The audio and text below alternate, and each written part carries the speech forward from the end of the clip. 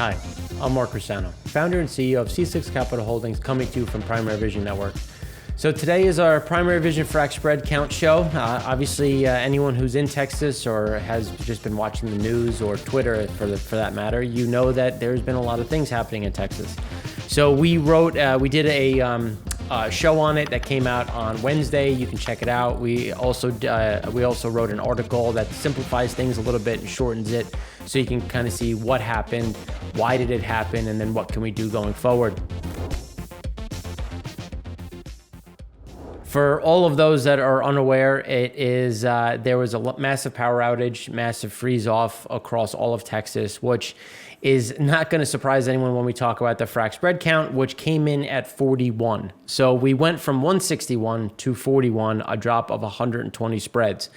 Now, you have to think about, well, why was there such a huge drop? And it's just because everything within the South just went to zero. So it was a mixture of freeze-offs, so the wells just froze up, and to avoid that, they shut down the wells. Fracking obviously requires a large amount of water and water offtake. What freezes but water, and this is Texas, not North Dakota, so they don't have tracers, heaters, all of these things that make it possible. So it would cost too much to keep the water warm or to thaw it. So again, this was just why it was go home, be safe, stay with your family. Everyone had their issues with rolling brownouts, blackouts, people that didn't have power for upwards to 2 days. So again, these are things that happen. But with that being said, we're already starting to see the reverse. Some E&Ps are talking about bringing back some activity, bringing back some work. So again, this is an immediate drop, and then it won't be an immediate snapback just because it takes time. You have to test the equipment. You have to make sure everything is operational. There's no cracks. There's no leaks. The pipes are safe. So that's why when we look at this kind of, and it's interesting to see this massive drop when we compare it to 2020, and you see where, the COVID drop, clearly it's going to be much quicker than what we saw in this long kind of drawn out increase. It'll get back to that, let's call it 180 or so. It's just going to be over the course of 2 to 3 weeks. The next one we'll start to see maybe, let's say 60 to 70% of the equipment back and operational. Just based on what we know and what we talked about in the EIA show, there is a warming coming. Things will get back to normal, which will allow some of this activity to normalize back to the levels here. When we look at kind of where's the first stop, so clearly we went from 161 to 41. We'll probably get back to this 140 or so, and then over the next 2 weeks we'll have the additional coming back, because there will be equipment that needs to be repaired, some damage that might have to be remediated, which is just going to take time. Now, when we're looking at what does that mean going forward, as we talked about in the EIA show, we're going to start to see some builds in crude, just because there's an offset where we had a big drop in supply, but we had a big drop in demand as well. So we have to consider what happens to demand. So when we look at what happened with refiners, we lost about 5 million barrels a day of throughput into refiners, with about 2 million barrels of throughput across about 5 or 6 different refiners, saying that's going to take 4+ weeks to repair the damage that came from either busted compressors, valves, pipes. And let's be honest, you have to go through a very long checklist to make sure that these pipes are secure, because you have high pressure, you have volatile molecules that you can't afford a leak. So this is why it's going to take time to bring back some of that, where it's a little bit easier on the E&P side, because you can do proactive work. There's only a certain amount of machinery and equipment that is above ground. So as long as you were able to clear the pipe, keep everything below ground, maintain a certain amount of space for the expansion, you could protect things a little bit differently, where, there was only so much that could be done on the refining side. So that's the cutoff between the two. So when we think about, well, what does that mean? The E&Ps have two choices. You can either put it into storage, or you can try to export it, because you're really not going to bring it into these refiners in the near term. So you have to have the front month come down to price in that storage that only has to last, let's call it a month or two.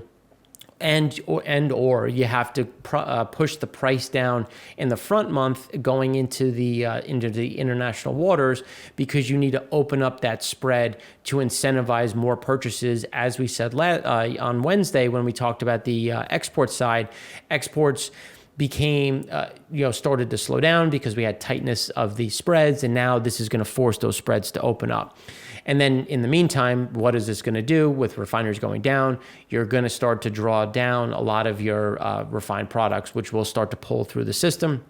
It'll be a little bit slower just because 73% of the country is covered in snow and some sort of negative weather event.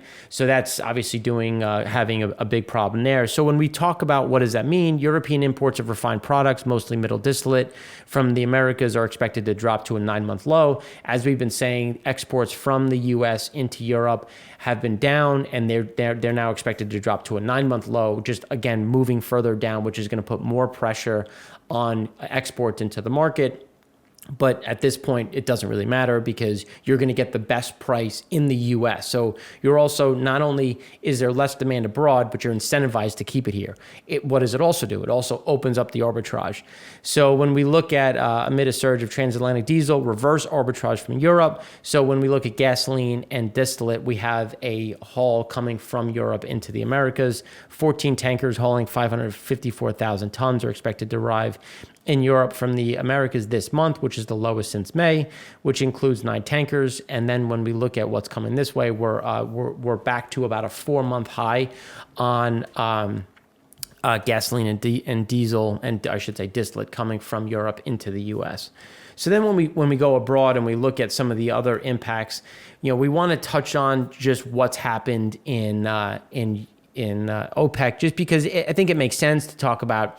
OPEC at this point, there was they put out their report. We're starting to see commentary coming out of Saudi Arabia, and we have to understand, what does that mean? So Saudi Arabia has already talked about reversing some of the voluntary cuts that they rolled out for February and March. And it was not something that's really surprising because, as we said 2 weeks ago, we started to see some increases in Saudi exports. And then when the numbers came out, they were exporting about 500,000 barrels a day more than they were exporting in January. So even though they were supposed to drop, they actually went up. So it was just a matter of time before they had the production backstop some of that flow. And then when we look at what has been announced so far in the different countries, so let's just touch on Feb. So Russia's actually added cargoes to February.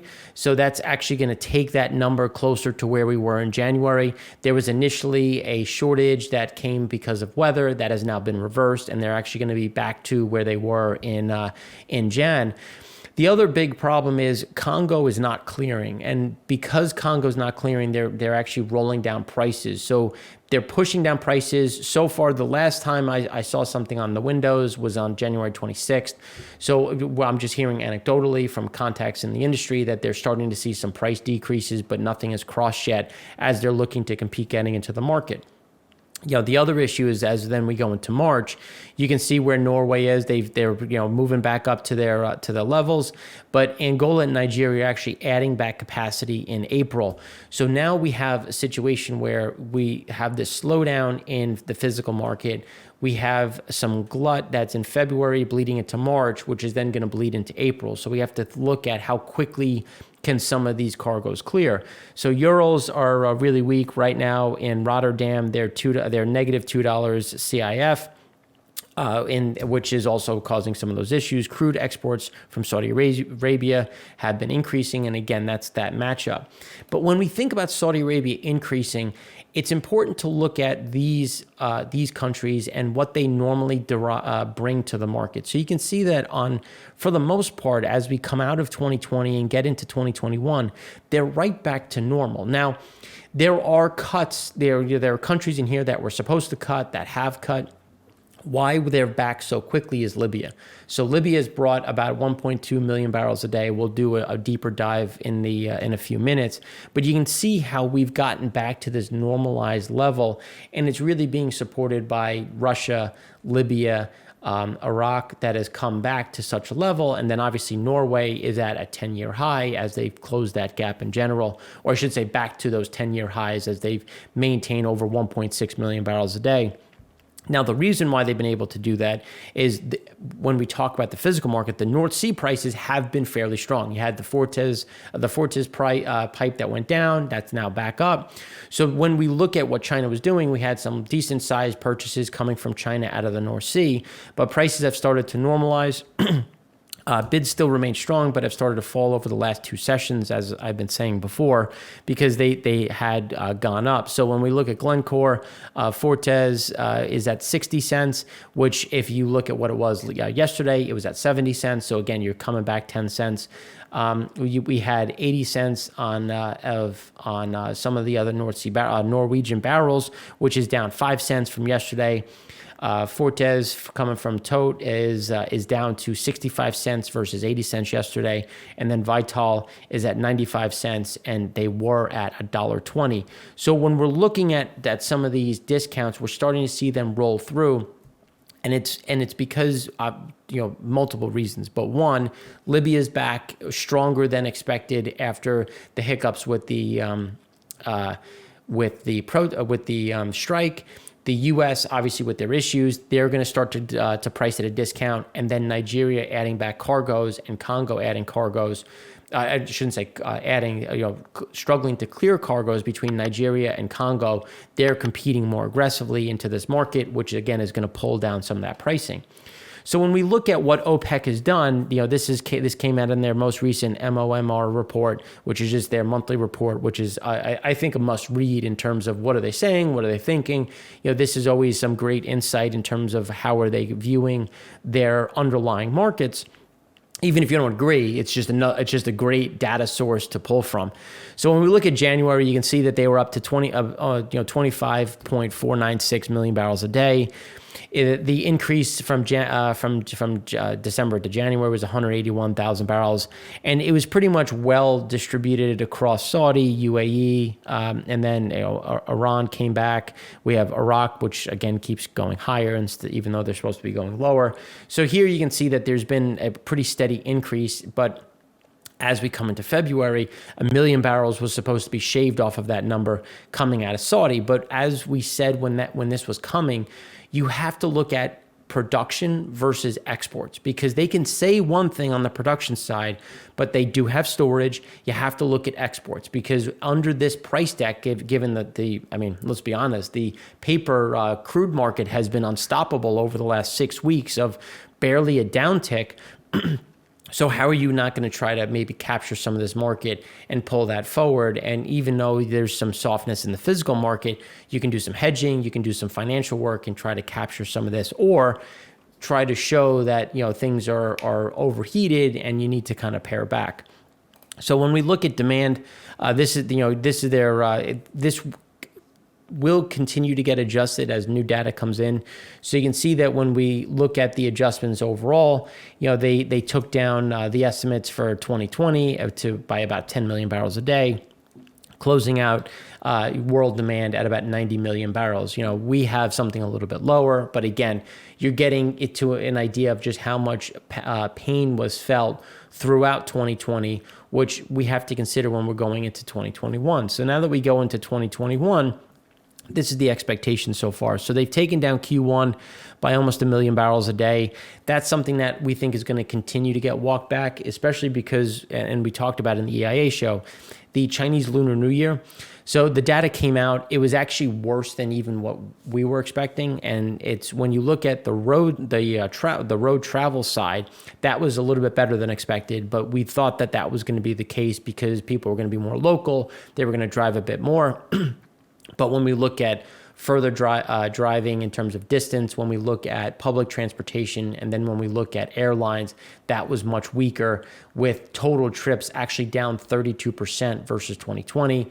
That's a bigger number than we were expecting, again, which is going to hit some of the economic side because that's less people spending, less tourism. This is usually a big buying period, especially for some of these, provinces. So this is going to eat into some of those economic numbers. Now, it's not to say that that can't be recovered as we get into Q2, Q3, as things start to normalize. But again, it's going to come down to vaccines. And then how right are we when we start talking about inflation, wage compression, lack of jobs that will weigh on those demand figures as we get into Q2 and Q3. So clearly we are lower than here. We're not saying that we're going to be down 15 million barrels a day, but we're thinking that we're going to be closer to down 7 to 8 million barrels as we get into Q2 versus only down about 5. Now, that's where there's going to be a delta. We're always going to be adjusting that, looking at that, especially when we start to consider where is the driving data. Jet is something that we've remained bearish on, but the distillate, it has been a strong market, specifically in the U.S., but we're seeing a lot of softness in the middle distillate and light distillate side, and the middle disti is going to be key for economic strength, light distillate for consumer strength. So those are the two that we're going to be tracking to see, are these numbers going to come lower, or are we wrong and we have to come higher? Again, this is just as much art as it is science. So we're trying to make sure that we get the best data possible for our clients, our viewers, and try to give you some of that knowledge base. So then when we look at Iraq and we just try to break things down, you get an idea of where they are in February. So again, exports are at 3.435 through the first half of Feb, and you can see where they were in Jan. So they're up about almost 135,000 barrels a day. And if you look at the target that the ministry set, they were supposed to be at 2.9. They came in at almost 3 million. So again, we're seeing that this increase because with prices like this, they're trying to get as much as they can. And so far, there has been some bottlenecks with signing the deal between Iraq and China. It has gotten parliament approval. It has gotten finance of oil approval. It has not gotten treasury approval. And right now, there's some hiccups in terms of when does that Chinese deal come through. And there's a good chance that it could fail. But when we're just looking at what has happened so far, just to give you an idea, for the first 14 days, they're up 4% from a revised total of 3.302. And again, these are things that are going to be concerning as we go into the next monthly meeting, because Russia is going to be annoyed because their euros, especially in Northwest Africa, Northwest Europe, are trading at almost 10-month lows. They're now back to about 9-month lows, depending on where we are. They have seen some strength in ESPO and some other crudes, going into Asia, but even that is starting to slow down just because China has been a little slow on to bring in new capacity. And when we look at Libya, this gives you some of that backdrop as to what has happened so far in Feb versus January. You can see that there's been a pretty steady pickup in general. Libya's observed crude and condensate exports rose 14% in the first half of February, even though no cargoes were loaded in several ports. That has since been reversed since February 11th, and there's a push to close that gap. And even with those closed, they loaded about 1.16 million barrels a day in the first 2 weeks of Feb, up from a rate of 1.02 in January. So again, we think that gap has already closed. They're closer to about 1.2 million barrels a day at this point, which is that delta of, let's call it 40,000. But exports via cider rose 64% in the first 2 weeks of February versus all of January, to the highest daily flow rate in at least 4 years. So again, we're starting to see some of this recovery. Now, in the report that came out today for clients, we talked through Iranian flow. What does that mean? Where is that going? What are some of these Biden comments versus the Iranian comments, and what does that mean? Then we also did a deeper dive into some of the other OPEC nations and what some of these headwinds look like. We covered a bit in the EIA show, looking at some of this Chinese tightness, looking at some of these issues that we've seen. And right now, everyone's looking at China, but we also have to look at India, because India remains fairly strong. Inflation's ticking up as we see the 30-year and the yield curve in the U.S. moving higher. So we're looking at inflation. Is there going to have to be a little bit of a cooling? Monetary policy-wise, they will take a pause, but fiscal stimulus still remains elevated. But because it's elevated, they're also increasing their budget deficit, so they can't really cut taxes on refined products, which is going to limit, because they usually try to subsidize. So again, there's a lot of push, give and take in this. And China is going to be the one to watch, because so far they do have a floating armada coming into their markets.